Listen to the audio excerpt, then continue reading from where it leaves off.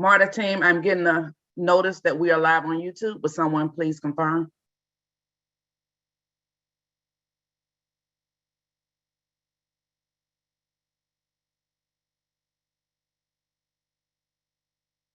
Stand by, everyone on Zoom. We're still waiting to launch live on YouTube. Once we get that up, we'll go ahead and start the meeting. Thank you so much for your patience.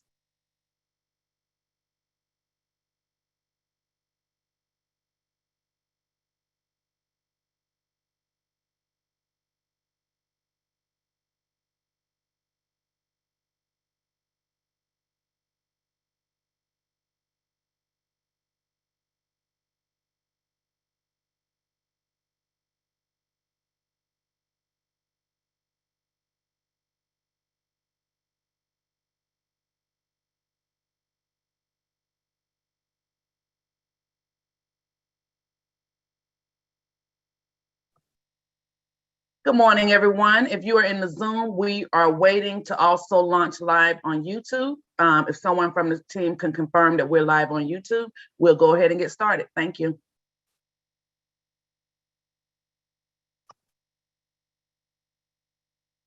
All right, I have a confirmation that we are live in the Zoom and on YouTube. Good morning and welcome, everyone. Thank you for spending your lovely Saturday morning with us as we talk to you about the proposed bus rapid transit project for the Campbellton corridor. I am Erica Pines. I work in external affairs on external affairs strategy, and we'll go ahead and get this meeting started. Thanks. So this morning, we have a few housekeeping rules. This is a public meeting. This presentation is being recorded and will be uploaded to the project's virtual meeting room by February 11th. We ask for you to put your questions in the Q&A function. There are two buttons that you guys can see that are on the Zoom that say Q&A and chat. If you have a question, please place that in the Q&A feature. At the end of this presentation, we will take questions from the Q&A. If you just want to participate in the chat, do so. However, just note that all questions should go in Q&A. When you put something in the Q&A, the project team is looking to answer those questions. Please put a question in the Q&A, not a comment, because the quicker we can see your question, the faster we can answer it. And just know that all of the comments and all of the questions are being recorded. So don't think that your comment will not be recorded if it's not in the Q&A. To facilitate the Q&A process, we just ask you to drop questions only in the Q&A part. If you are on YouTube, we welcome comments and questions from the YouTube. If we see questions and comments that are duplicative from the YouTube or the Q&A, we will try to ask those questions once. So if you don't hear your particular question asked in the way that you worded it, we are trying to give everyone an opportunity to get questions answered. So if some questions are duplicative by several people, we will try to make an effort to answer that question one time so that we can get to other questions about this project. If you have additional questions following this presentation this morning, we're asking you to send those comments to Marcus Arnold, who you will meet shortly.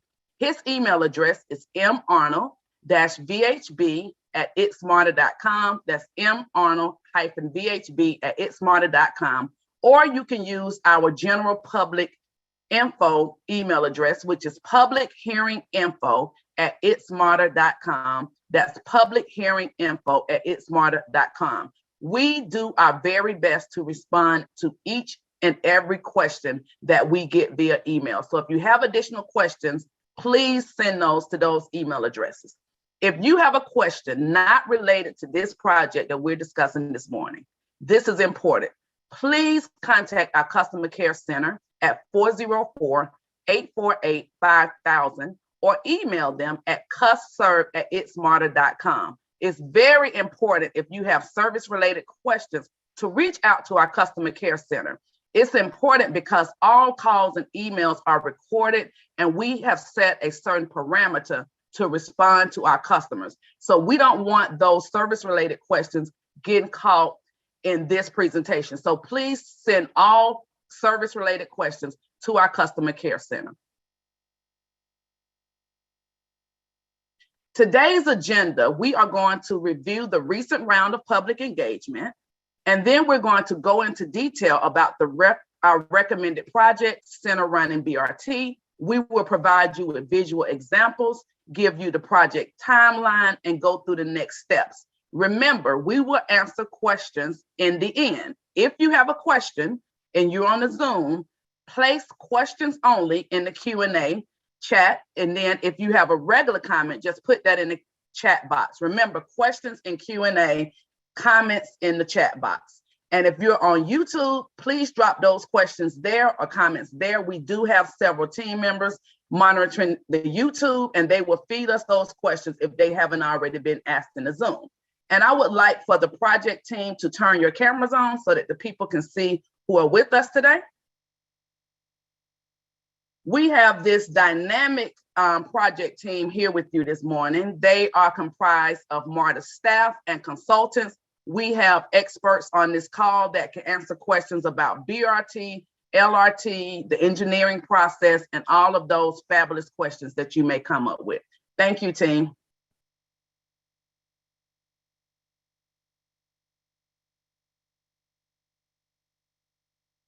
Okay, so how did we get here? We got here by doing extensive public engagement over the last 2.5 years. We have held several meetings. We kicked this project off in 2019 at a kickoff meeting that was full of energy, high energy at Mount Carmel Baptist Church.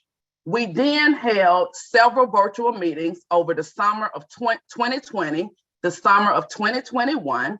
We held 4 in-person pop-up meetings. And what those pop-up meetings did was we had a pop-up where people could come in at their own leisure, because we know that we were in a COVID situation, so that we didn't want everybody in the same room at the same time. So we held what we called open houses. We did 4 of those, 8 hours each day, where the public could come in at their leisure, talk to planners, get their questions answered, and then take our surveys on their preferred mode. We also had an extensive digital outreach program where we went on Facebook, Instagram, Nextdoor, social media. We reached out to elected officials over the course of this project. We reached out to all of the elected officials, including the 3 at-large elected officials and the 3 elected officials that represent this project.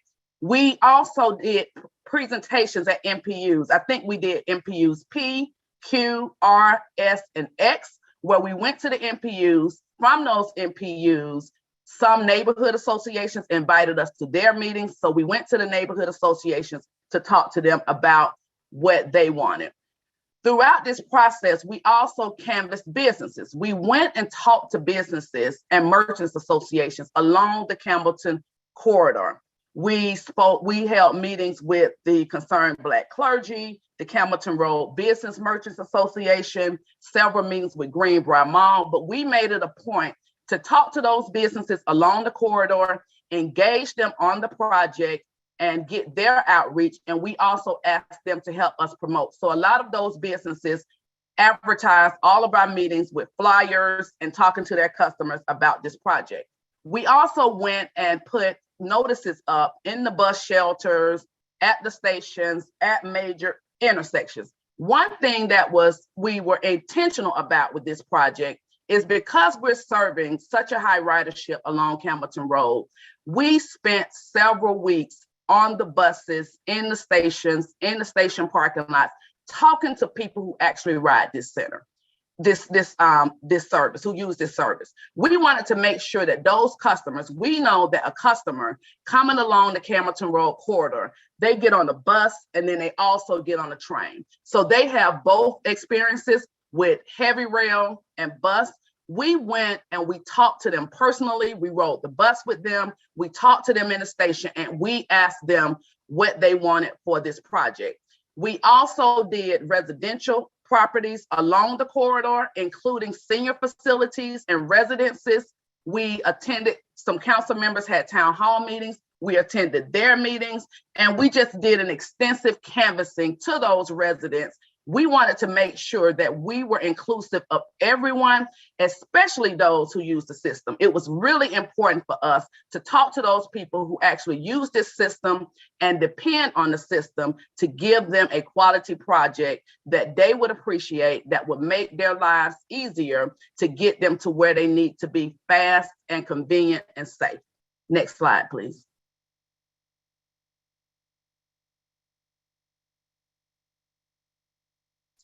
As a result of that public engagement, we found that 57% of the residents had lived in the study area for more than a year. 15% were what we consider legacy residents. They lived in the area for 20 plus years. The top survey respondents were employed, commuters, and retirees. We know that this system and what we're doing along Campbellton Road is very important for this group of people. As a result, when we were talking to folks in different fashions, they told us that it was kind of a tie between BRT and LRT, with BRT leaning slightly higher. And we know that 850 participants, or 90% of the participants, wanted us to include wider, better sidewalks and conditions, separated bike lanes and cycle tracks, multi-use bike and pedestrian paths, and they wanted us to address certain issues. So even though some chose BRT, some chose LRT, the key things that they wanted were the bike paths, wider sidewalks. They wanted pedestrians to be safe along that corridor, and they wanted us to address some issues along that corridor. So what you will hear in the upcoming slides is how we marry the wants of those who prefer BRT, LRT. When we went out, we were talking about curb running BRT, but as a result of this outreach and what we heard from the community, we decided to marry the two to come up with a gold standard BRT project, which satisfies the needs of the community and also deals with what 90% of everyone who participated in this survey told us what they want. And with that, I'm going to exit for a second. Remember, use the Q&A for questions, the chat box for comments. If you're on YouTube, drop your questions or comments in the YouTube. We are monitoring those. And I'm going to turn it over to my colleague, Marcus Arnold. Marcus, take it away. Thanks. All right. Thank you so much, Erica. And good morning, everyone. My name is Marcus Arnold. I'm the project manager for the Campbellton Road project. So as Erica mentioned, we did extensive outreach as part of the project. That was a key input into our recommended alternative. But in addition, we also too provided extensive technical analysis of each transit mode and alternative to address the purpose and need of the project, and really to understand, what are the trade-offs, what are the pros and cons of each, and really get a better sense of how they compare with each other. This table provides key results that were concluded as part of this analysis. And we presented these, if you all recall, back in last June, we had our last virtual meeting, as well as on our virtual meeting room for a few months after that, just to get the information to help gauge preferences that went into the survey responses that we got. So really wanted to present all the trade-offs to the public, to the stakeholders, to elected officials, so they can really understand, what are the differences between the alternatives. These alternatives, really, we wanted to focus on some key project goals. One being improving transit travel time and reliability, enhancing the transit access and safety along the corridor, emphasizing fast project delivery. That was one key input that we also heard quite a bit in the survey. I've heard quite a bit in our outreach. And promoting transit supportive development. How can you help provide better access and coordination with other land uses surrounding the proposed stations. So as you can see, the center running LRT alternative performed slightly faster than the BRT, about 3 minutes faster. And it also performed well by slowing down traffic, which increases safety along the corridor. And when we mean slow down traffic, with the center running alignment as part of this alternative, what it does is it creates traffic to kind of like a calming result to traffic to slow down their speeds, as well as we'll talk about in more detail just the design requiring a right in, right out. Some of these features do help prevent accidents, both vehicle accidents as well as other accidents that could occur. So that's just a result on performance for each of the alternatives. But we really want to focus a little bit of time on resources and the resources required to deliver these and kind of talk about the comparison between the two. And there's, as you can see, a greater cost to build and operate LRT. So 340 million is our estimate. Now, I must emphasize, this estimate does not include a new vehicle maintenance facility. This will be required in order to efficiently maintain and store the vehicles. The BRT will be able to utilize existing bus garages. So that's a key factor. The construction of a new vehicle maintenance facility can be upwards of 30 to 40 million just to construct and pay for the cost for that. So just want to keep that in mind. Also, too, a key difference is the operating cost. Now, the operating cost, which is the annual cost that it will, to operate and maintain the system, there's about a $8 million difference. So keep that in mind. Operating costs, once the project is up and running, will occur on an annual basis. So, these are other factors that we looked at. And finally, the key one that we looked at was the time for delivery. How long will it take to actually deliver the project? So we're in planning now. We'll, continue to advance through design, getting into, more detailed design, environmental studies, all these other factors. So it takes time to even get to construction. So as you can see, there's about a 3 or 4 year difference between the two alternatives. But I might need to, I need to highlight that the 8 to 10 years, we understand and assume will require securing federal funds in order to deliver, especially the LRT. The cost of delivering the LRT could be upwards to $500 million once you factor in additional costs related to inflation as the project continues to move forward. So we definitely want everyone to understand there would be a federal requirement in order to deliver the light rail transit alternative. Also, as part of that, the federal process and the federal program is quite competitive. Not only does this project would have to compete with other projects in the Atlanta region, but also compete with a lot of other projects throughout the country. And so we'll talk about more detail, just comparing the costs with the performance and trying to be, as competitive as possible. At this time, the light rail at that cost would not be as competitive as other projects in the federal process to obtain federal funds. So we really want to make sure everyone understands that. And, that's a key factor in, being able to deliver the project as soon as possible and provide these amenities and get into construction. So just wanted to highlight that. So after reviewing the alternatives analysis and all the outreach that we received and input we received, we decided to take a step back. And as Erica mentioned, look at the best design elements from each of these alternatives.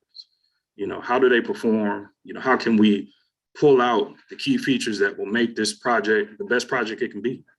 And so we wanted to really recommend a transit alternative that fully addresses the mobility needs for the corridor, as well as emphasize project delivery.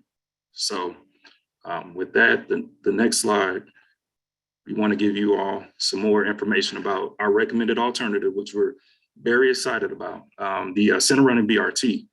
And so as we mentioned before, this really combines the outreach, the input we received. There was a lot of emphasis on project delivery, a lot of emphasis on, preferences for both alternatives, but really for the BRT, just the flexibility and the opportunity to deliver it quicker, but also to components of the LRT related to the center running. There was a lot of real good feedback about how the center running could provide more safety as well as quicker travel time.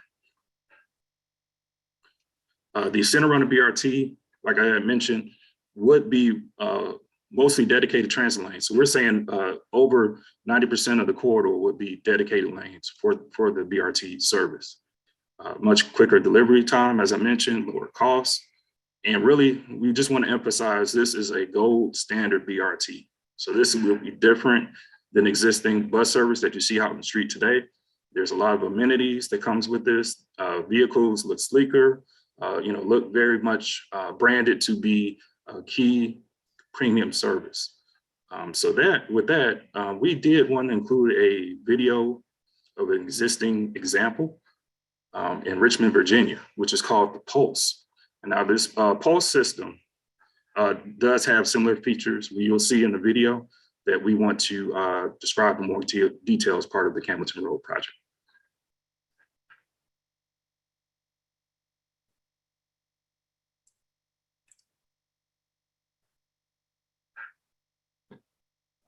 We don't have volume. We may need to start it back over.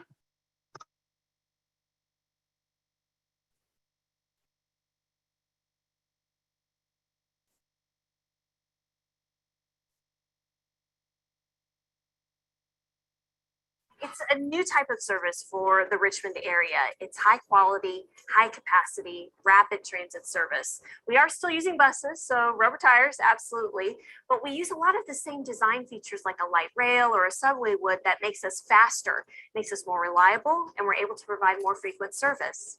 Awesome. And what would you say makes it different than just your regular bus service? Well, there are a number of key design and technology features that make the Pulse totally different from anything else that we operate.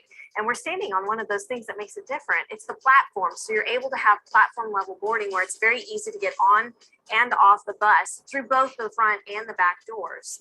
That means as well that the operator is able to dock seamlessly and then keep on moving after everyone gets on and off. There's something else that's missing from the bus itself, and it's a fare box. So you're going to pay for your bus fare before you ever get on, and that happens right here at the platform at the ticket vending machine. We still accept cash coin, we'll issue change, and we will accept credit and debit. So that just gives you a feel for what the center running BRT that we're recommending for Campbellton could look like. Just want to emphasize the features that we're really emphasizing for Campbellton is, this dedicated center running transit lane, as you also see in this picture. Transit signal priority, which helps the vehicle continue through signalized intersections. So you'll have less delay as you would, compared to local service today. Also, too, it will have enhanced stations, level boarding, meaning that you can walk straight on the vehicle.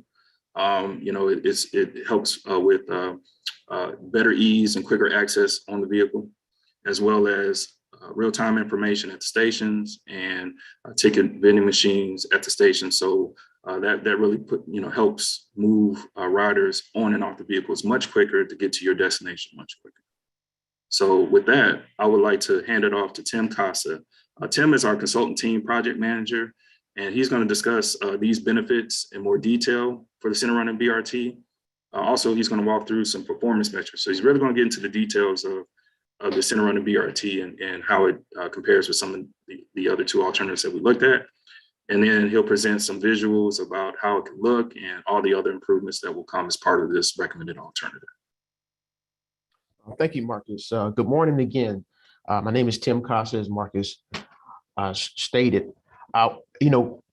Before we delve into the benefits of the center running BRT, I'd like to take a moment to recap in terms of the storyline. So up to now, we had two transit alternatives that we were comparing, a curb running BRT and a center running LRT, both of which back in June, we shared the results of that analysis. We laid out how all two performed, the potential impacts, as well as the benefits. What we did, as Marcus stated, throughout the time, it wasn't a clear dominant preference for BRT or LRT. However, during the outreach, we were able to glean some key design traits that were a recurring theme throughout the process. As Erica mentioned, wider sidewalks, shorter delivery time. So now we took that information And basically, what I like to call it, we built a hybrid, taking the key features from the center running LRT as well as the curb running BRT, and we came with this recommendation of the center running BRT. So that's a recap to help you follow the storyline of how we got to where we are now. So I want to take a minute and just at least highlight 5 benefits for the center running BRT. Number 1, it's safer. By converting driveways along the corridor and making them right in, right out, that helps alleviate conflicts between the auto and the BRT transit vehicle. Secondly, it's faster, has a faster travel time than the current bus route 83. It's recorded, estimated to be 35% faster. So if you go from Oakland City down to Barge Road, we're predicting an 18-minute travel time. Next, this is huge. This is one of my favorites because this is a theme that we heard throughout from the beginning, dating back to 2019. More pedestrian and bike facilities. This center running BRT is going to provide some tremendous mobility choices for those folks traveling the corridor. So you up to 5 miles of curbside dedicated bike lanes along the entire corridor is just an example. The design is, as Marcus said, this is a gold standard BRT design, and it's going to provide competitive and comparable benefits just as an LRT.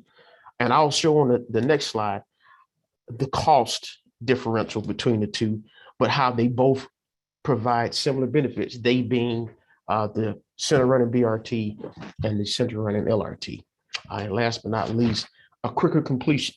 We're forecasting that we can deliver the BRT up to 3 years sooner than a light rail transit alternative. This next slide is going to get into how each of the 3 alternatives compare to one another. So we can go ahead and advance the slide, please.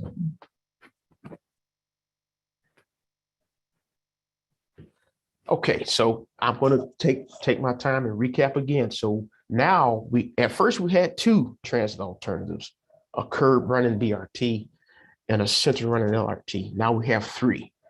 If you see to the left, the one with the yellow header, that's the BRT center running.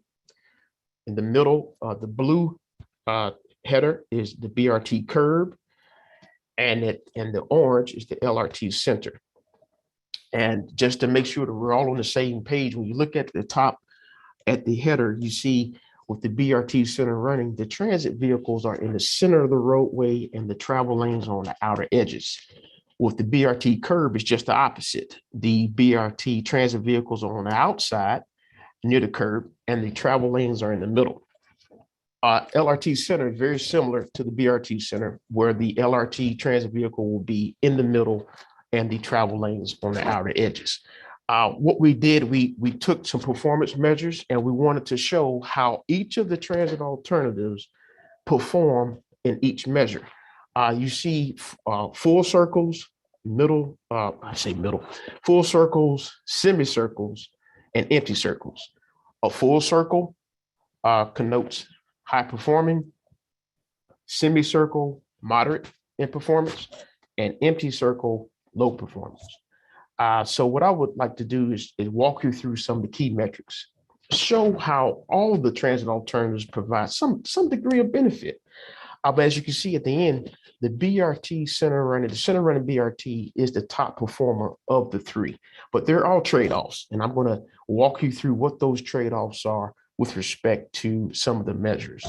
Starting off with travel characteristics, trip time. All 3 do a fantastic job. The current travel time on bus route 83, one way from Oakland City to Barge Road, is 28 minutes. As you can see, all 3 of these, they tremendously cut that down. LRT being the top of 16 minutes and the center running BRT being 18 minutes. All of those are fantastic in terms of travel time compared to what you could get compared to the current conditions. Lastly, forecasted daily riders. This is important when it comes to competing for federal dollars. And I'll take the time now with the new infrastructure bill. There's some exciting opportunities with federal grants And MARTA wants to put itself in a position to be able to compete for those federal grants. And I will get to that later, how some of these metrics play into that competition realm with other transit properties across the US. But we're forecasting up to 6,000 riders a day. I will note we're at 15% design. We're at the planning level. As this project proceeds through project development, a lot of these data points are going to be refined and become more precise. But what we're sharing with you today is our best assessment as the data that we have now. And I just wanted to forewarn you, some of these data points are going to be refined because there'll be more data available. Changes to the corridor. I would like to translate this as being potential impacts. How would the corridor operate, and what kind of changes would need to take place to bring on this high capacity transit alternative? You see the three, all three of the alternatives are going to provide a percentage of dedicated lanes. And you may ask, why is that important, Tim? That's important because if you can give that transit vehicle exclusivity, an exclusive lane, you have lower impedance to the travel time, which it helps the transit vehicle get to and from its destination in a quicker way. In other words, if you have a dedicated transit lane, there won't be any traffic. There won't be any other vehicle in that lane besides that transit vehicle. When you look at all three, the center running BRT is the top performer with 92% of the corridor being in dedicated lanes. The other two, BRT curve as well as LRT center running, they do a fantastic job too. That's why they get a semicircle, but 70% is still significant, but 92% demonstrating the high performance with the center running BRT. Here's again, like I was saying earlier, one of my favorite measures, the amount of sidewalks and bike lanes. All three do a very sizable job in providing new bike ped infrastructure. As you can see how they compare, the BRT curb running provides more sidewalks, but all three, like I said, provide new sidewalk infrastructure in the corridor. Again, the BRT, center running BRT is the top performer. Marcus mentioned this earlier on the previous slide, the reduction of speeding. That's important because it goes to the safety element. If you can slow down auto, you help improve the safety of the entire corridor. And Campbellton Road being a corridor identified by the city as a corridor for safety needs, that plays right into that goal, improving safety. As you can see, the LRT has the highest reduction, with the center running BRT being second. But all three of these do a fantastic job in reducing auto speed. Lastly, the number of driveway closures. The center running BRT has the top performance in this area because it had 0 driveway closures. LRT will have 12, so we gave that a semicircle. I'll take a moment when you're talking about implementing BRT versus LRT in the corridor. The LRT, as is currently designed, is like a partial streetcar. The footprint of an LRT service has a wider footprint, so it's going to be a tremendous amount of operational challenges and design challenges trying to fit that into a corridor that in some places are very narrow in terms of right-of-way width. But that's important just to kind of help you follow the storyline. BRT in some regards can travel in a 12-foot lane, just like the current lane structure. So just a minor, not a minor, but a noticeable differentiation between the LRT, fitting the LRT in the corridor versus BRT. In summary with that, it would be easier to implement BRT in the corridor with minimal design impacts versus LRT, which you have to have a wider footprint and more operational challenges to fit it in. I'll make my way down to resources required. This is one of the big ones is the construction cost. And going back to my previous statement about competing for federal dollars, BRT provides comparable benefits as LRT. The key takeaway is you can do it for a cheaper cost with BRT. The center running BRT and the curb running BRT are both less expensive than the LRT. And as Mark has pointed out, that 340 million for the LRT, it does not include the cost of a vehicle storage maintenance facility that at a minimum can be in the range of 35 million to 40. So we took out the cost of the VSMF, the vehicle storage maintenance facility on this table, just to be to compare all the alternatives in an apples to apples way, because the BRT alternatives don't require a new facility, but the LRT scenario does. So we wanted just to have apples to apples. When you add in the vehicle storage maintenance facility, you're talking about upwards of 375 million. And all these are in 2021 cost. So as we know, as inflation grows and varies, that cost can swing to the right or the left.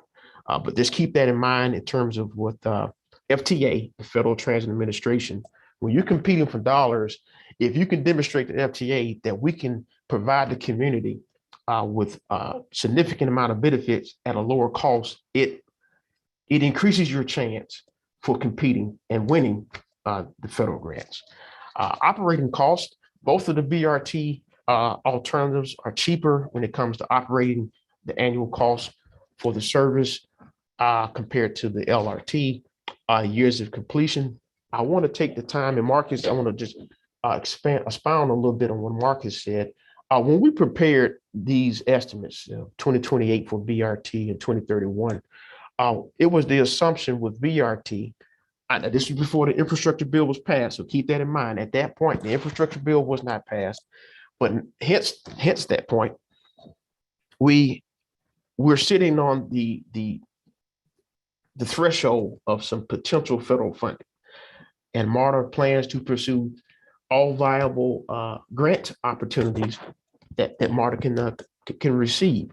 So that 2028, it was assumed that if it was a BRT scenario, it would be completely funded locally.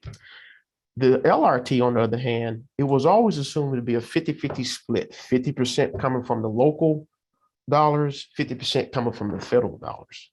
I don't want to get into a dissertation on federal funding and competing, but I just want to give you just a key takeaway. When you add federal process to federal dollars, it can add time to your schedule. So the 2028 and 2031, those are targets at this point. When you add in the federal review process, all the necessary steps that you must do when and if you get federal funding, that can impact your schedule. So I just want to put a caveat on those figures. And last but not least, cost per rider. This is based on the operating and maintenance cost of each transit alternative.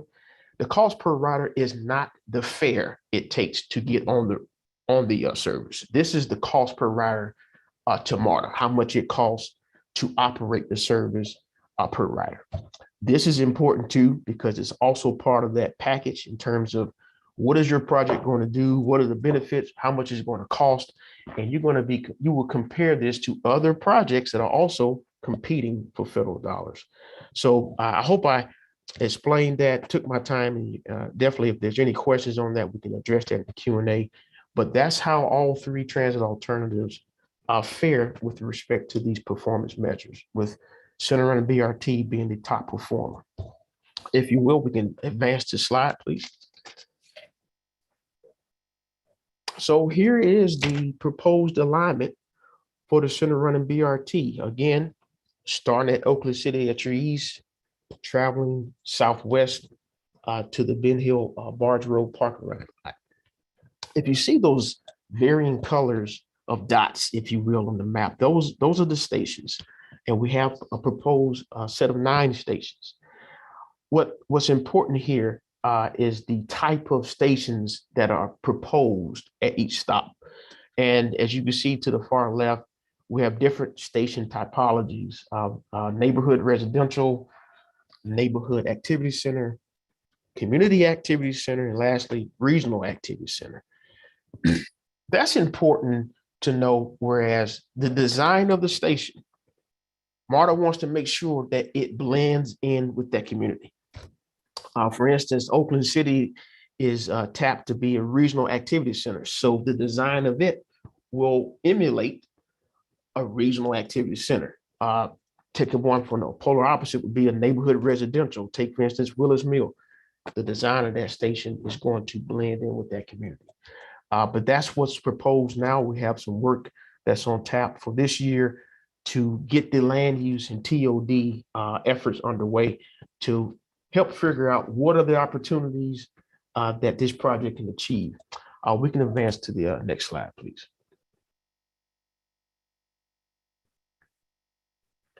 These next few slides, they're going to be what I call the visuals. This is I call it a cartoon map. My designers will probably slap me on my wrist saying, Tim, it's called something else, but I call it a cartoon map. What it does is show you how the roadway geometry looks now. And when I say roadway geometry is the number of lanes, where the transit vehicle will be, the turn lanes and your sidewalks on the outer. So the existing section from Fort Valley to Willis Mill Road looks like this today. When you compare it to what it could look like with a center running BRT, that's what you see at the bottom. Look out, just take note of how wider the sidewalks are at the bottom compared to the one up top. The sidewalk options are significantly expansive compared to the current day. You have your bike lanes on the outer edge, and you see as the transit vehicles are in the middle of the roadway and your travel lanes on the outer edge. These next few slides give you an actual simulation, not a simulation, a rendering of how the transit service will look in the community. So we can advance the slide. I want to start off by saying we know the corridor does not look like this today. So we're not providing these renderings to say this is what it looks like now, and or this is definitely how it's going to look in the future.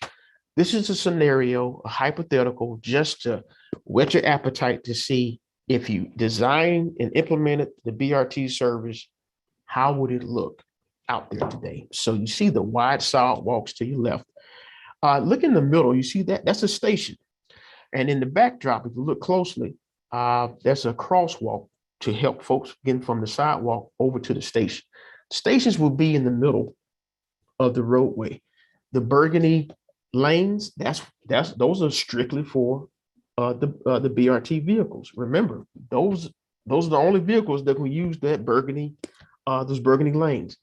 The green shaded lane is where the bike lanes are. So again, just take note of the different surroundings and to see how it all blends in together. I want to also state that these slides will be boards on the virtual meeting room. So you can go in here and zoom in and take a better gander for yourself. We can advance the slide. This next slide is just going to give you another vantage point of the corridor. You see the two buses in the middle of the corridor, your bike lanes on the outer edge, and again, those wide sidewalks. Again, just giving you an opportunity to see how it will look. We go to the next slide, which would be our last rendering. Again, taking another vantage point. So this is coming a picture from the sidewalk. You see the pedestrians going in there, going to their respective destinations. You see the buses in the middle lane and that blue car in the travel lane. And I want you to take note, there are no other vehicles in that lane with the burgundy. That I can call that thou shalt not enter. That is strictly for the BRT service. That wraps up the renderings, just to give you an idea of how it will look. This will also be available, as I mentioned earlier, on the virtual meeting room, so you can look at more examples. We can advance to the next slide. The project timeline. If you look at where we are today, we are at the end, the tail end of wrapping up the alternatives analysis. We have done existing conditions. We've done a detailed evaluation of the alternatives, defining the alternatives, what have you. What is next for the project in terms of a significant milestone is the adoption of the locally preferred alternative, which we are anticipating to be in March by the MARTA board. So as you can see, after the adoption, after the LPA is adopted, that is when the next batch of project work can begin. Your environmental studies, your final design, and ultimately construction. I appreciate everyone being patient with me, allowing me to walk you through these slides, sharing the information. I hope it was informative, and we're definitely going to be opening up the floor in the Q&A for questions and answers. I'm going to turn the floor over to Ms. Erica Pines, that she'll take us from there. Thank you, Erica. Thank you, Marcus and Tim, for walking us through this. As we get ready to join the Q&A, get to the Q&A portion of this, please drop any questions into the Q&A. If you're on YouTube, we are recording those questions, and we are also dropping them into the Q&A. So where we are now, we are at the stakeholder engagement portion of what we're doing. As Tim mentioned, we're going to present the draft LPA and preferred station area plans to you all. That's what we're doing right now. And we're looking for the MARTA board to adopt the project in March 22, following a committee hearing that they're having next week. Once we get approval from the board, that's if we get approval from the board, let me state that, we will begin preliminary engineering in the spring of 22. And we're also going to work on developing strategies to implement the preferred station area plans this summer. So as you can see, once we get approval from the board, it's going to go fast, fast, fast. You'll start to see things happening along Campbellton Road. Remember, drop your questions in the Q&A and we will get to those. Any questions that are duplicative, we'll ask those once so that we can get to other questions about the project. And if we can go to the next slide. In the chat, we dropped the virtual meeting room. We have a virtual meeting room. A lot of you have participated before we open up these virtual meeting rooms because we understand that everyone can't jump in a Zoom meeting. So we want you to be able to take your time, go through the virtual meeting rooms, become familiarized with what we're proposing, and provide us some feedbacks. Remember, Marcus, who you heard from first, he's sitting at his desk waiting for questions from you all. Email him at marno-bhb@itsmarta.com or send an email to publichearinginfo@itsmarta.com. We monitor our emails all day, every day, and respond in the quickest way possible. Join us at future community virtual meetings. As Tim said, we're only at 15% right now. We will continue to have robust public engagement as we've done to get to this point. And we want you to also share this project with your friends and neighbors. Please share this project, follow us on all of our social media channels, and we'll get ready to go into the Q&A section. Next slide. All right, Tim, are you ready? I am. All right, let's go. Thank you. Okay. Thank you, Erica. The first question is, what was the total vote count? Melanie or someone, would you advance to the slide? I think it's maybe slide 4.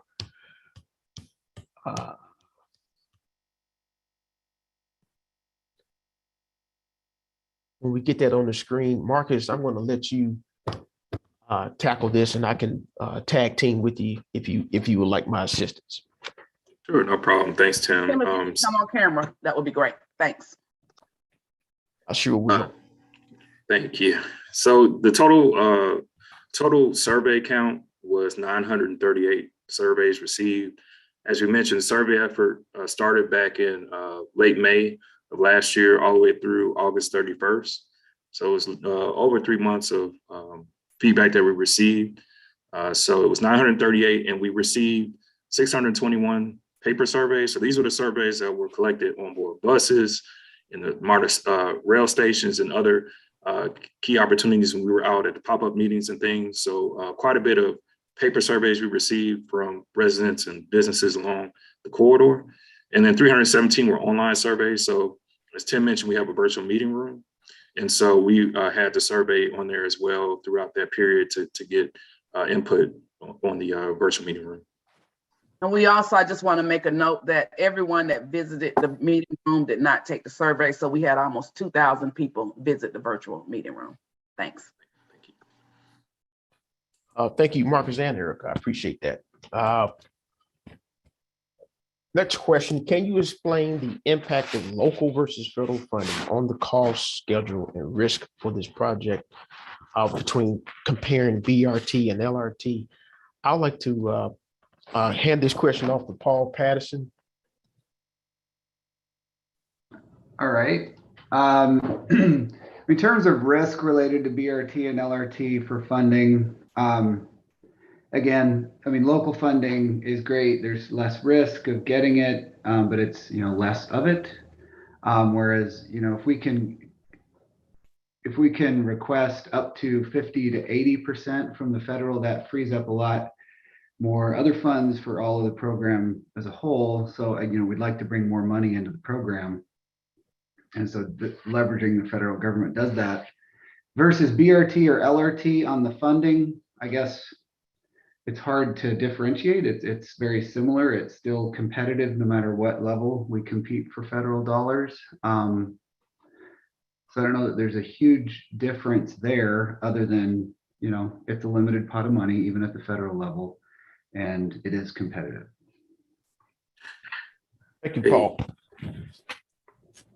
Hey, Tim. Yeah, go ahead. Yeah, Mark. I just wanted to add, I think that Paul answered that question very well. And I just wanted to add too on the differences between the two. The FTA, as we mentioned, they do have programs through their capital improvements grants. And as part of that, they have a program called New Starts, which are larger, more considered mega projects that fund for those types of projects. And those are generally projects that are well over $400 million.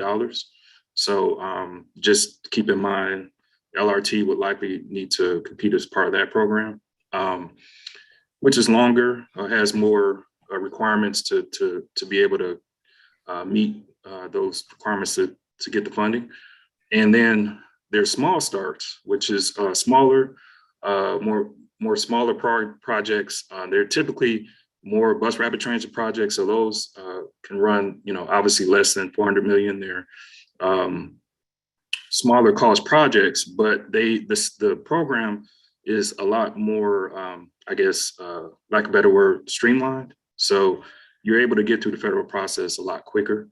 And there's quite a bit of opportunities and money available through the Small Starts grant program. Thank you, Marcus. Our next question is, how will Center Running BRT for the corridor affect future connections to the Beltline? Previous maps showed this LRT will eventually have a direct connection to the Beltline LRT. This is like a two-part question, so I'll give Paul the first stab at it, at the connection question, and I'll give it up to John Perlett to handle the BRT.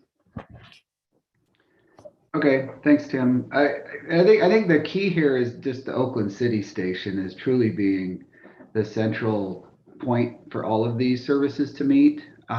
Whereas is the Campbellton Road Corridor and the Beltline, that would sort of feed in trips and riders into Oakland City, which is where they really hit the heavy rail highest capacity system. So regardless of whatever mode gets us to Oakland City, I think that is the key entry point to the regional system. Okay, thank you, Paul. John, anything you want to add to it as far as the BRT aspect of things? Yeah, thank you, Tim. Paul, I think you answered that well. I don't think that there's much of a differentiator between the LRT and the BRT modes with respect to this question. Okay, I thank you, John. I appreciate that. Next question. Is it possible to implement a rapid of, limited stop service to the current 83 to give people an idea of what this type of service will look like when it's implemented? I would say this is asking almost like a demo, if you will, of how the BRT, almost like a quasi demo of how it will look if you implement it. Nathan, I'm gonna let you take this question, please. Sure.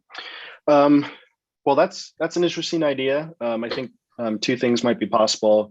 I believe the Summerhill BRT will be constructed and finished maybe before Campbellton. I'm not sure if that's correct, but that would definitely give people an idea of what kind of transit dedication MARTA is looking at. The enhanced stations and the dedication and some other BRT features like off-board fare collection, and then also real-time arrival information. As far as a demo limited stop service, it wouldn't include all those features, so there wouldn't be quite the same level of benefit, but a limited stop service might be possible if MARTA wanted to implement something like that a year or so before this project's constructed. Okay. Thank you, Nathan. I would say the key takeaway is, I would say to be determined, but definitely submit a request if that's what you want MARTA to look into. So it'll be something you can put part of the record in terms of submitting your request. Thank you again, Nathan. This next question is, don't we already have streetcar in Atlanta? This option does not seem any different. It would speak to the 10-minute delivery time in terms of travel time, the differences.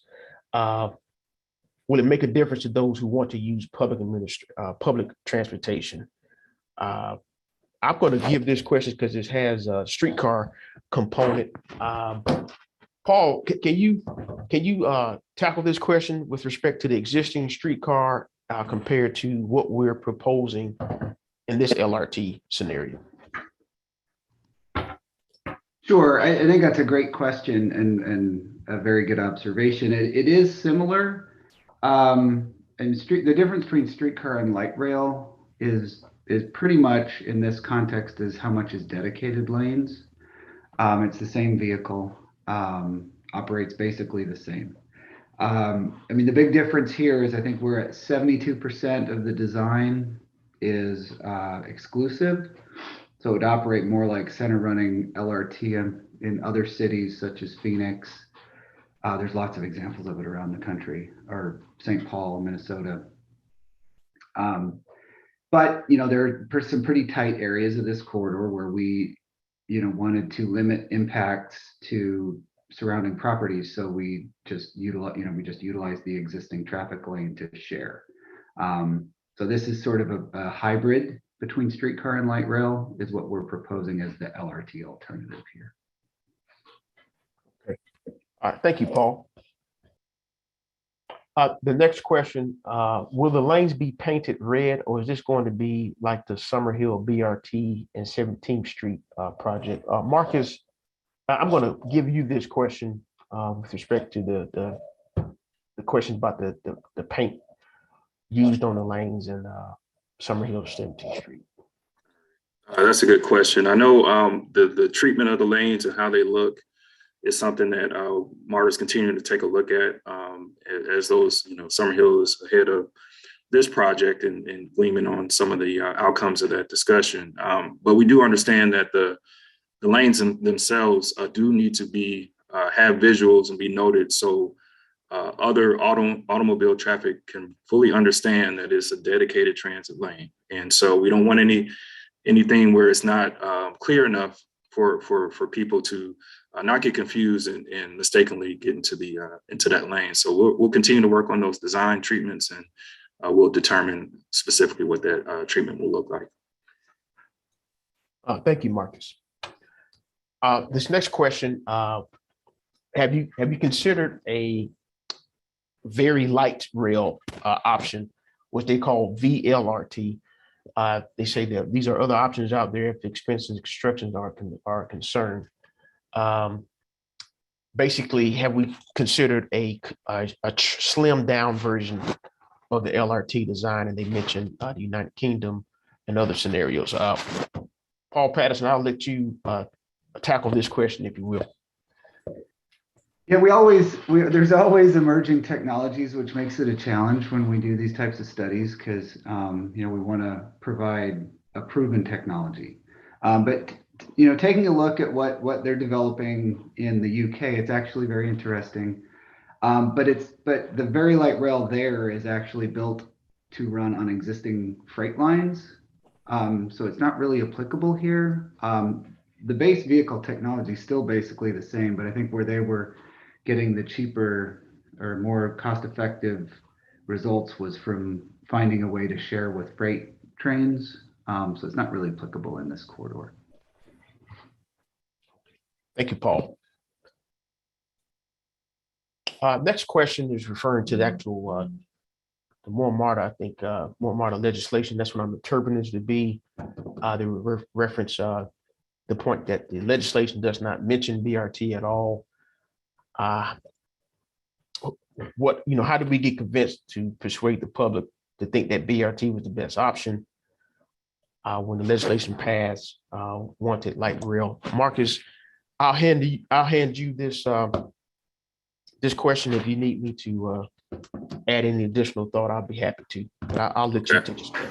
Appreciate that, Tim. That's a good question. And so, understanding that when the More MARTA program was first identified, there were, a series of corridors where we wanted to identify potential transit modes at each of these corridors. I do want to mention that as part of the process, planning process, and as I mentioned for light rail transit requiring federal funds, before it was actually a requirement for these types of corridor projects to go through an alternatives analysis. So looking at both different transit modes that meet the project goals and needs, but also to, obviously alignment variations and things of that nature. So we took a step back and understood that even though this is not a hard requirement by the FTA, it's still, I guess, a supported practice to look at and analyze different transit modes to really understand,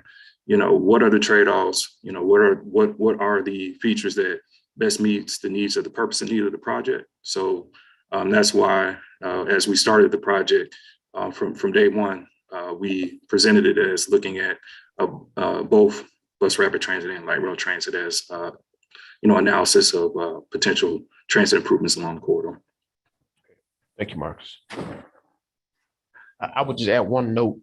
It was always stated when we were doing the public engagement, in terms of even before this project kicked off, MARTA was doing the public engagement, that there will be an alternatives analysis conducted, which demonstrates that the final mode for the corridor was to be determined, because not enough analysis had been done on the corridor. But fortunately, we are at that point now where we can say the analysis is done and we're laying out the alternatives, the trade-offs, the potential impacts. And we're at that point now that we can say, all right, we think this is the recommended mode. We think it's the right mode for the community. So that's just a clarification in terms of what was in the legislation with respect to what we're doing now. Was always that understanding that an alternatives analysis will be conducted along the corridor. Next question. Are we going to have people to watch the lanes to make sure car and other vehicles use the proper lanes? Marcus, I'm going to hand this question to you, and I would say feel free to toss it in with other project team members, because this deals with enforcement, which is a issue across the nation. So I'll let you grab the mic on this one. Yeah, no problem, Tim. And I'll give the local, at least from MARTA's standpoint, and definitely encourage others on the team to talk from a national perspective. Enforcement is one of the things we're looking at on all our projects for these dedicated transit lanes. Understanding it's kind of a process that we're going through and coordinating both with state legislation as well as other means to be able to have some sort of enforcement of the lanes. And again, the purpose of it is just to prevent, misuse of the lanes, also to help increase safety in those measures. And so we're continuing to look into that, coordinating with the city of Atlanta as well on this effort. And, there's different tactics on how the enforcement is conducted. So we're definitely doing research in other areas and see what has worked and has not worked as well. Okay. I just wanted to jump in on that, if I can. Yes, ma'am. From what I understand about center running BRT is less enforcement is necessary because those lanes are clear, that is for the buses. And going back to that color question, when we determine the question of those lanes, we want to make it very clear that this is for BRT. But from what I've been seeing with other projects around the country is that when it's a center running BRT, the cars understand the message more than when it's curb running. That's it. All right, thank you. Thank you both. This next question is more of a housekeeping question. Are there renderings available for the LRT? And it just says rendering, so I'll give some qualifiers and context in terms of renderings with respect to what you saw, what we shared today in terms of those pictures. Nothing has been prepared for the LRT, but we do have other visuals that was prepared as part of the design, what we call design draft sheets done in CAD. But that's just the extent that's been done on both BRT and LRT as far as rendering. So I hope that answers that question. If it doesn't, feel free to reach out to Marcus in that email, and we can be happy to clarify where we can. This next question, other cities in the United States are moving forward with light rail projects with the assistance from the government. What information can you share to determine in nixing the LRT option, nixing in terms of NIX? I'd like to call on Marcus to tackle it, but also Paul Patterson, anything you can add to that conversation? Well, I think as a whole throughout the country, there is some light rail projects that have moved forward recently, but also too, there's been quite a bit of bus rapid transit projects. I think from what I'm seeing is that these local communities and governments are really understanding there's a lot of similar features, similar benefits by implementing both BRT and LRT, but there is a significant difference in cost and time of delivery and what it takes to implement. And also too, from the BRT, it's just once it's on the road and people actually ride it, feel it, are very pleased with it. And it comes with a lot of additional improvements, additional people wanting to ride the system. So just wanted to clarify that. So, that doesn't necessarily factor into our decision as far as, going with one way or the other, but we do keep that in mind as we're starting to notice quite a bit more based on analysis that we've done and the input we received, that people are being more educated and really understanding the benefits of both modes. Yeah, and just to add a little, that was a good response, Marcus. But just to add a little bit more to the national pipeline, I mean, there are only a handful of national light rail projects in the pipeline. There really are not very many, and they tend to be very large. Whereas in terms of BRT projects, probably tenfold more. It's just they're a lot easier to get funded, I guess we should say, and there's a lot more of them and many fewer light rail projects in the pipeline. That's a good qualifier there too, Paul. Thank you. And Marcus for your response. I appreciate it. The next question just mixed with the statement, but they bring up Thursday night's meeting that we just previously had. And the question is, and I'm going to give this to you, Erica and Marcus. I'll let you start, Erica. How can we trust you moving forward for advocating for our transit needs that is in sync with the people and what they actually wanted from the beginning? I'll let you start, Erica, and Marcus, if you want to add on, please feel free. Yeah, that question is actually an accusation that's completely false. That's the false narrative that's out there. When our first public meeting at Mount Carmel Church, there was overwhelming support for BRT. There was overwhelming support for BRT from our council members, from everyone that we took to LA. So that narrative is extremely false and would not be tolerated. We went out, as I mentioned, we talked to the patrons, we talked to people who actually ride the bus and the train. We went to the apartment complexes, we went to the church, we allowed for several opportunities for the public to give us feedback. There is no benefit to MARTA to do something that the public does not want or desire, or to deliver a project that is going to be substandard to a community. So that's all I have to say about that question. Sometimes the results aren't what you want, but we're going on what the project team has looked at and what the public has stated that they want. And we're trying to marry the two to deliver the best project along Campbellton Road to suit the needs of those who depend on transit. Thanks. Thanks, Eric. I just want to add, I mean, my experience throughout the time of the project and being out and being at the pop-up meetings and public meetings and having questions come directly from members of the community who saw the information, saw the trade-offs, the analysis, and really had questions, maybe even some preconceived ideas of modes. But then once we took time to actually explain the differences, kind of give kind of the pros and cons of each and really get down to, you know, what it delivers, not just how it looks, but how is it delivered? And so we got quite a bit of folks who actually, you know, did not know about BRT or did not know about LRT, but also learned a lot and had a better opinion, more engaged and informed opinion as they look to fill out and complete the surveys that provided what the community preferred as far as the preferred alternative. Yep, and I just want to weigh in on something. There's this bus bias in Atlanta, in this region.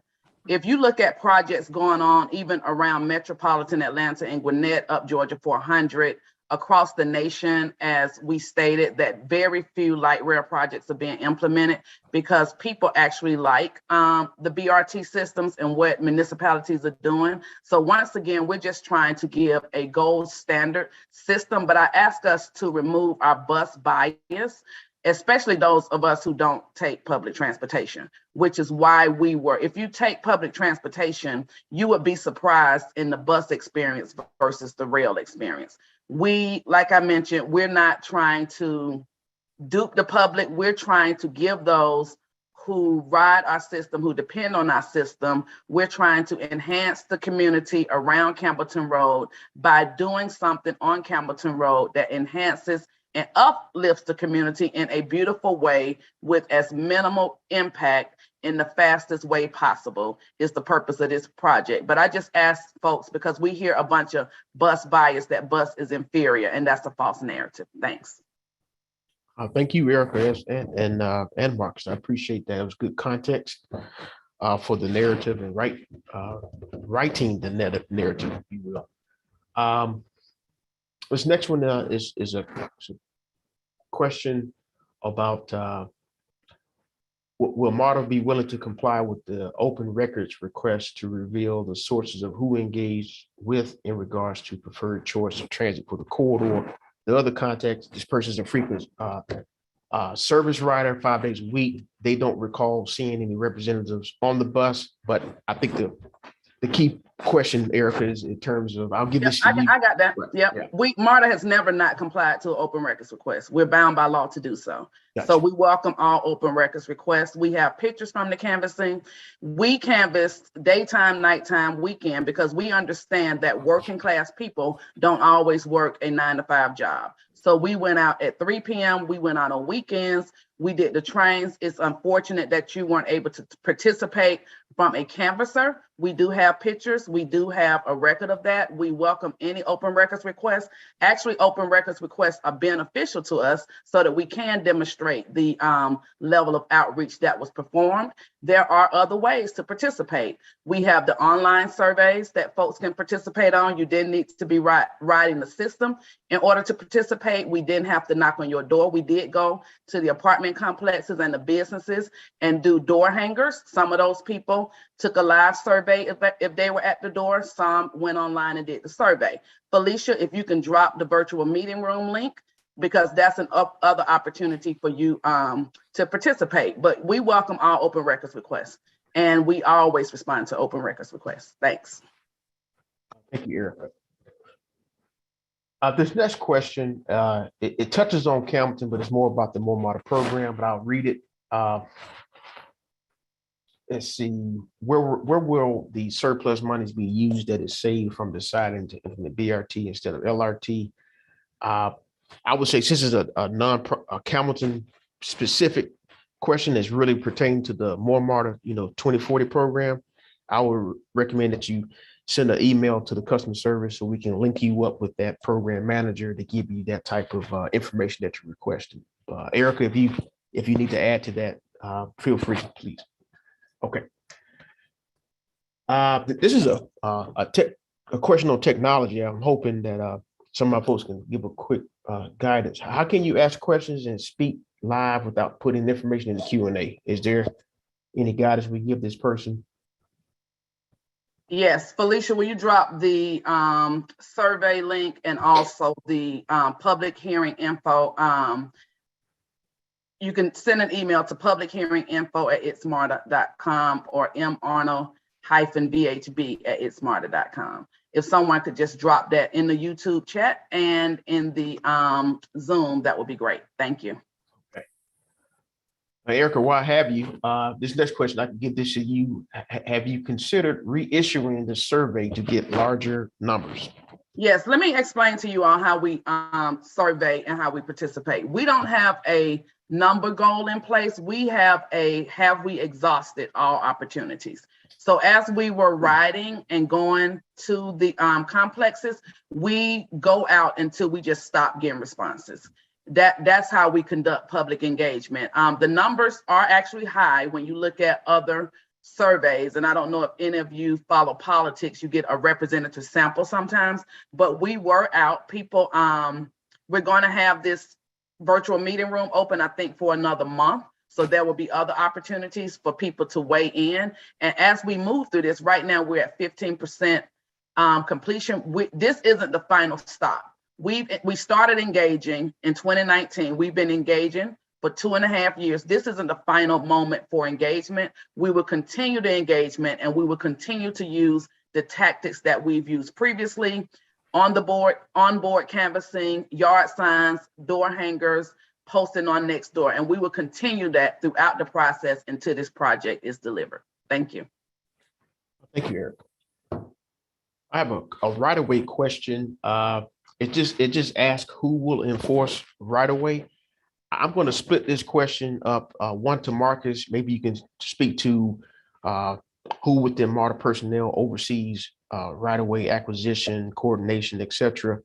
And then maybe Paul Patterson in terms of the enforcement of right-of-way as far as, I don't know, maybe we just leave it with Marcus in terms of, it's not clear what the question is really asking, but that's I think it may be enforcement of enforcement of use of the dedicated transit lanes by automobiles, and it also could mean enforcement at the stations and things. And so those elements are elements that we will be coordinating quite a bit with our partner agency, City of Atlanta as well, to really identify a plan for that enforcement and what that looks like and who's responsible for what. So that we will continue to work through that, but definitely want to make sure the system is safe, and not only enforcement from, I guess, folks getting in trouble for using the lane, but really just education as well too. We understand this is a new system. It takes a minute for those who actually are along it that use it and may be impacted by it to get used to it. So we definitely want to talk about it as well, and look at educational opportunities ahead of the service being implemented. All right, thank you, Marcus. This next one is going to go to you. Since MARTA has not expanded the system in comparison to other agencies, could that not better position MARTA to compete for the New Starts program? Well, a couple things here. I think that is true. It has been a while since MARTA has expanded the system, and this is really a great opportunity, and puts MARTA, I think, on the national map as far as being able to have these new projects and increase the connectivity of the system. I think not having competed for federal funds in a while, I think it is looked at as it's MARTA's time, and there's some opportunities out there. As it relates to the New Starts, there's all these other factors and measures and things that the project would need to go through in order to even determine if it can qualify for it. So that's another piece that doesn't really factor in when the last time federal money was received, but more about how the project performs, how much it costs, all these other factors. That really ties into whether the project can be successful or not in receiving those funds. Thank you, Marcus.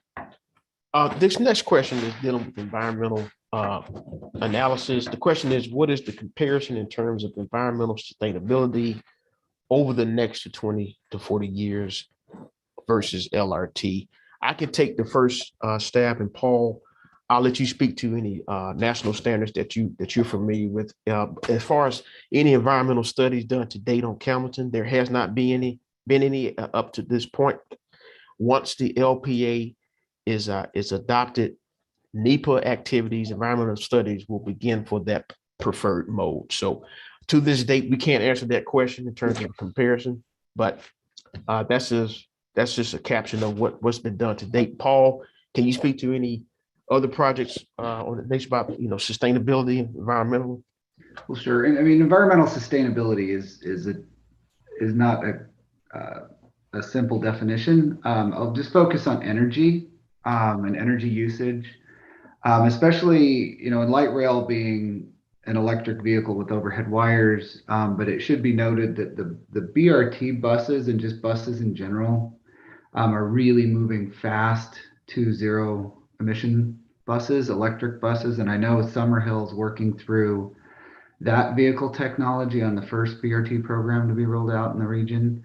So I would suspect that rapidly we're moving towards a zero emissions type technology with either option. So I think it's hard to compare the two. I think both are sustainable. Okay. Thank you, Paul. This question is, am I allowed to record part of this meeting for footage topic for discussion for a YouTube video discussing the future of the project? I can answer that. The YouTube will remain on the MARTA's YouTube page because it is public record. Thank you, Eric. Let's see. Next question. My screen is jumping around. Hold on. Does the project team realize more people who normally drive would use MARTA if LRT was available in the Campbellton Road corridor? Marcus, I'll give this to you, and I think it's speaking to comparison of forecasted numbers, which we know will undergo another round of analysis, but I'll let you tackle this question.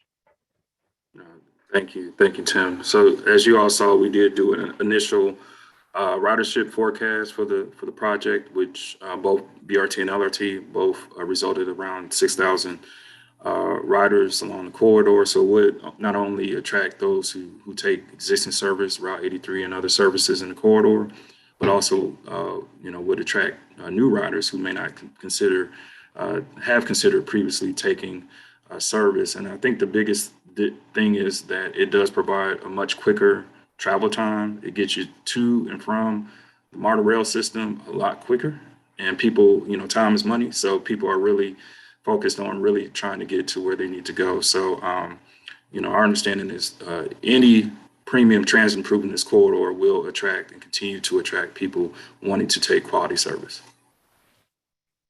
Okay, thank you, Marcus.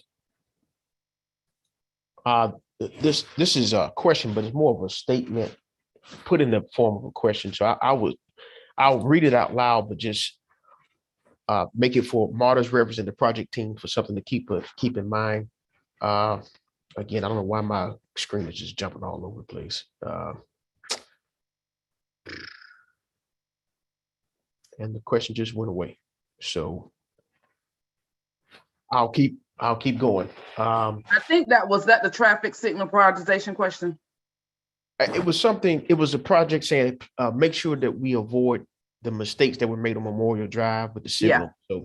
Yeah. So, It was a comment saying that they like the BRT option, but right. wanted to make sure that we have good traffic signal prioritization.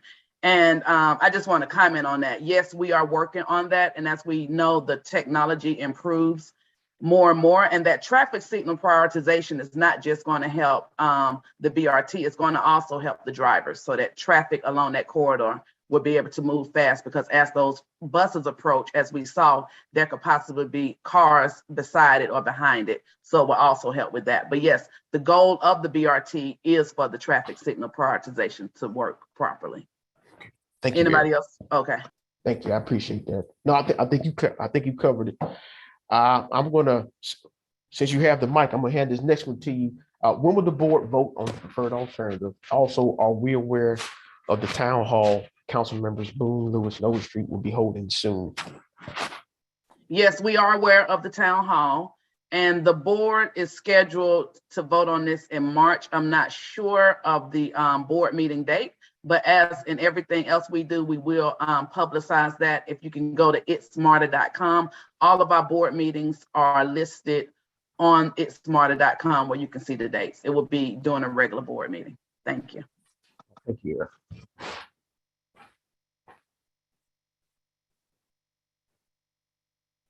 This question is, whichever conclusions we come up with, there's still pushback in regards to results since they are in the margin of error since the survey period. I think it's saying if it's not a clear distinction in terms of preference between the modes and with the survey period, will we consider opening the survey?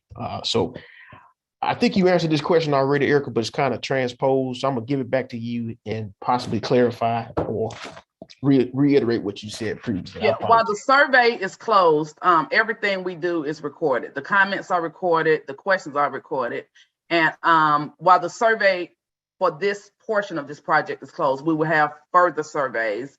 And we still want questions and feedback. You can still provide us feedback through the email by visiting the virtual site. If we could continue to drop those email addresses in the YouTube and on the chat and the virtual meeting rooms, that would be great. Thanks. Okay. Thank you, Erica. Well, Erica, we have gotten to the end of the questions posed in the Q&A function. So I'm going to turn the floor back over to you for closeout.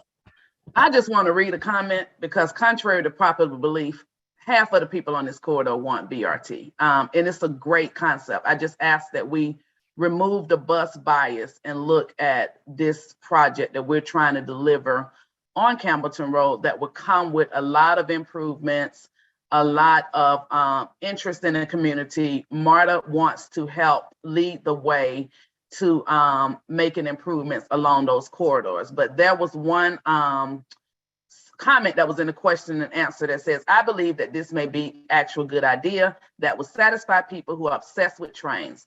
At a relatively lower cost for new infrastructure, however, it could work with the proper planning, a tram train like the ones you find in Trenton, AKA the River Line, that you can run off Atlanta, Georgia's extensive freight network and extend MARTA beyond North Springs. It could work if we all put our minds and cooperate with Amtrak, Norfolk Southern, CSX. It's a great idea in my opinion. We always want ideas. We're always looking for innovative ways. As we mentioned at the beginning of this has been a 2.5-year process. This was not done in a vacuum and it was not done overnight, but I just ask that you give this project a chance, visit our virtual meeting rooms, go back. Like I mentioned, this recording will remain live on our YouTube.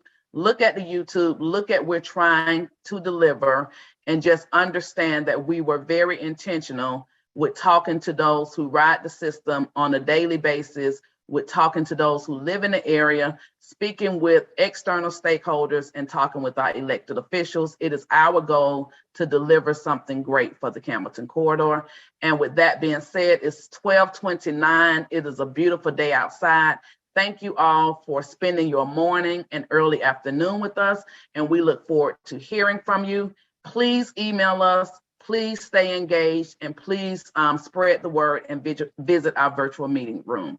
And with that, have a good afternoon, everyone. Thanks.